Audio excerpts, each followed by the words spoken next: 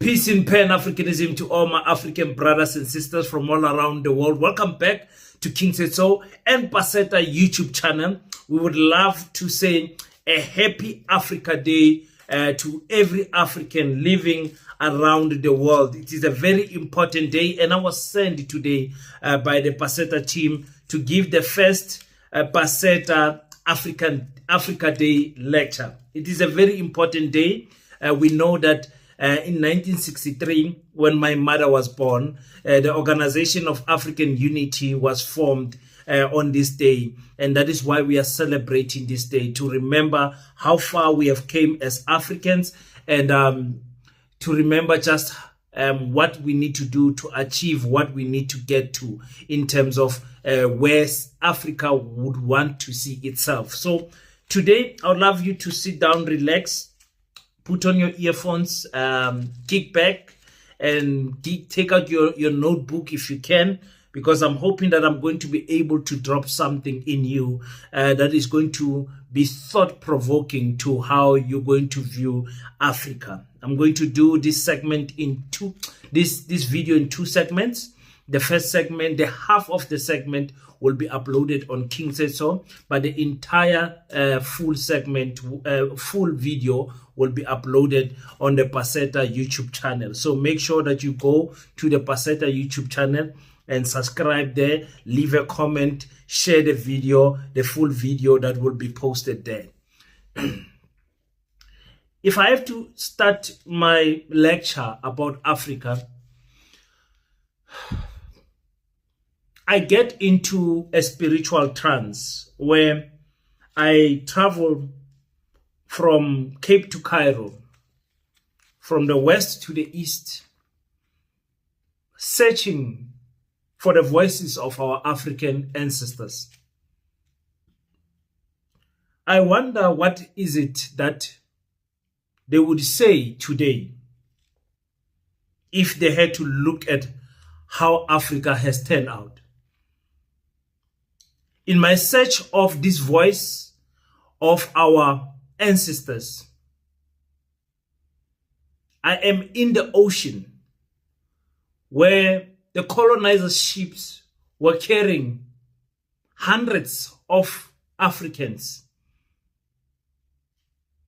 taking them from their homeland, taking them to Europe, taking them to America. Some slaves in the fear of what is to come, or you can classify it as the fear of unknown. They jumped off the boats with chains on their legs. They jumped off the boats fearing where they were going, into the sea. Chains stopping them from swimming, demolishing any chance of survival. Our ancestors were eaten by the sharks in the sea. I want to take you to that moment where a man was taken forcefully away from his family. He hears the sound of his wife calling his name one last time, while he's been beaten and shackled into chains, while he is forcefully placed in the boats. There in the boats, he sees the fear of his fellow African brothers. On their face, tears, snot coming out of their nose, blood on their body, as they go to a world unknown. I want you to think for a moment about the family that is left behind in the hands of the colonizers, still controlled by them. Will they see their father again? They don't know. Will they get to see their sister, their mother again, their children again that are on the boat? They don't know. The evilness of the Europeans in colonizing Africa is unmeasurable, unforgettable, and unrepairable to what they did to our spirits, our minds, and our bodies. You cannot speak about Africa not acknowledging the kingdoms that reigned supreme before the colonizers came into our land. I can think of the kingdom of Kush that was there, 107 BCE. I can think of the empire of Mali that was led by the richest man in Africa recorded in the history, Mansa Musa. I can speak about the great kingdom of Zimbabwe. All of the stone structures and architectural buildings that were there, destroyed by our colonizers, if I might add. I can speak about the kingdom of Ghana. I can also mention the kingdom of the Congo. Before our colonizers came, our people were thriving on their land. I can also mention the great kingdom of Benin. And that goes without saying that we must mention the kingdom of Kemet, or we can call it the ancient Egypt. There's so many others I can mention. From Ethiopia to Sudan, I can mention so many. They're in Senegal, in Nigeria, and even coming back here at home in South Africa. Africans were improving and living at a rate that the rest of the world did not understand.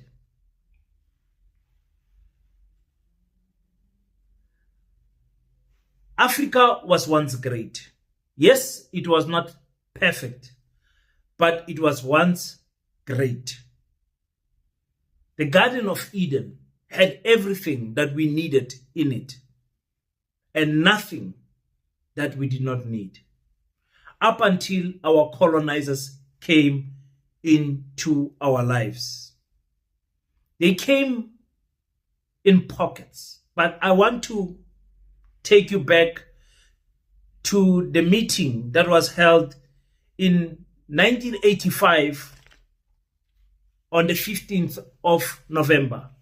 This is a well-recorded meeting that the people call the Berlin Conference.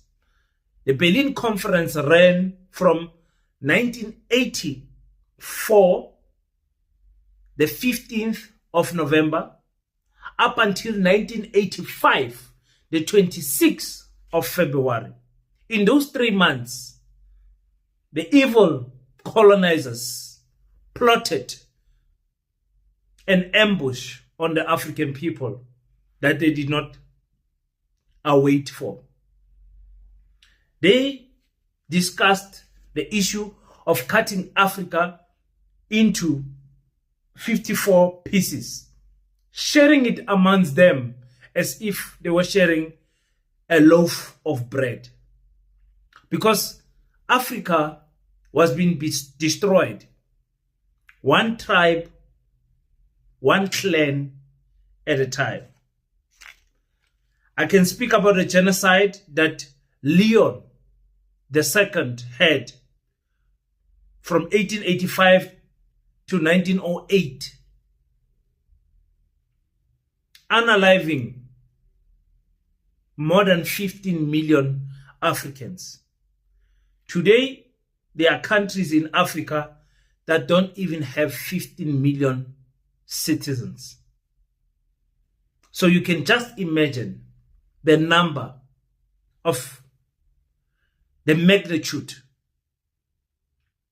of bones of our ancestors lying in the ground because of this one man, Leopold II. And we will never call Leopold a king, because he was not a king to the African people. He was the devil walking on 2 feet. Not only the genocide that he committed, we know that he beheaded limbs of our African people, hands and legs. Many people remember the hands, but also the legs, for not listening or obeying his Belgium evilness that he was trying to install in Africa. Africans were colonized painfully. Our ancestors still cry from the graves till today. Genocide continued in the entire Africa. Ask the Namibians, they will tell you what the Germans did. Go to Zimbabwe, go to the DRC, go to Sudan, go and ask them in Nigeria, go and ask them in South Africa.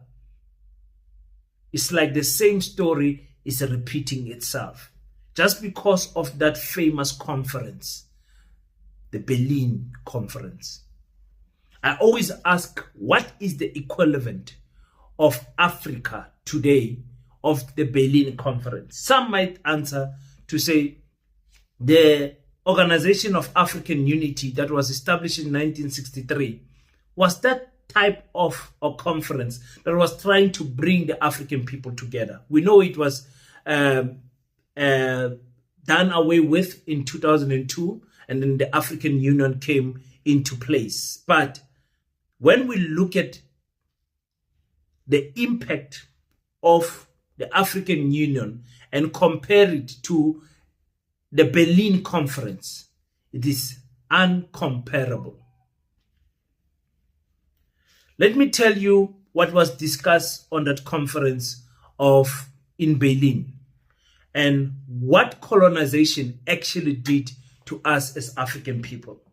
There were areas that the colonizers were truly focused on when they were thinking about taking Africa over.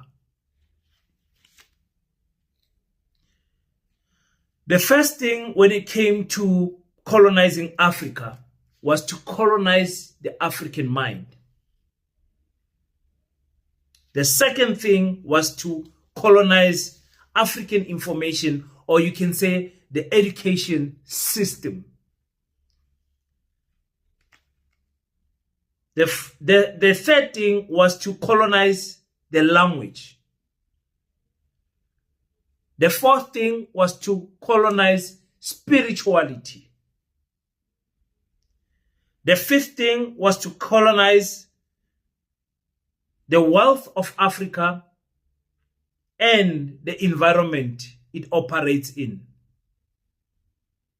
And the last thing they had to do was to introduce an education system that they are in control of, but that gives Africans hope that the one man, one vote can free them from colonization. Now, for those who are watching on King Says So, this is where the video ends.